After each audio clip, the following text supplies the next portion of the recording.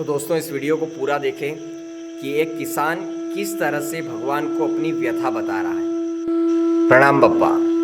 है ना, इस वर्ष आपकी छोटी सी मूर्ति लाया हूँ। तो क्या है ना, बप्पा हर वर्ष बड़ी मूर्ति लाता था, इस वर्ष नहीं ला पाया। नाराज मत हो ना, इस वर्ष फसल खराब हो गई। देखा होगा ना आपने तो। बप्पा कोई किसान होना पाप है क्या, या फिर हमें कोई श्राप मिला है?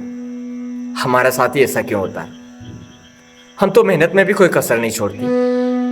बरसात हो, धूप हो, सर्दी हो, हर मौसम में जी जान से काम करते हैं, पर कर्जा है कि सर से उतरता ही नहीं।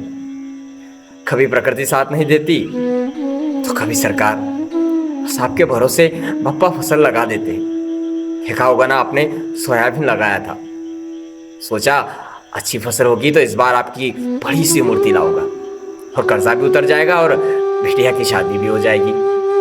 बारिश ही नहीं हुई, सब खत्म हो गया बप्पा। कोई अपने वेतन के लिए हड़ताल पर है तो कोई अपने अधिकार के लिए, पर हम तो हड़ताल भी नहीं कर सकते, नहीं तो दुनिया भूखी मर जाएगी। जब फसल खराब होती है ना बप्पा, तो हम अंदर से बहुत रोते हैं, पर बाहर से हंसकर कह देते हैं साल हारे हैं, जिंदगी नहीं। पर कई किसान तो अपनी जिंदगी हार जाते हैं बप्पा। पूरी दुनिया को खिलाने वाला मन में एक बोझ लेकर सोता है, शायद कल क्या होगा। कितनी तकलीफ होती है जब ज्यादा बारिश हो जाए तो फसल खराब, बारिश ना हो तो फसल खराब, ज्यादा ठंड गिर जाए तो फसल खराब, ठंड ना गिरे तो फसल खराब। हमारा तो किसान होना ही पाप है। माफ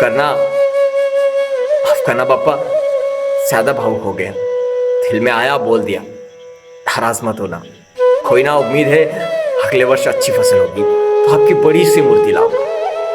प्रणाम बप्पा, चलता हूँ। गाय भी मेरा इंतजार कर रही होगी, उसे भी चारा डालना है। प्रणाम।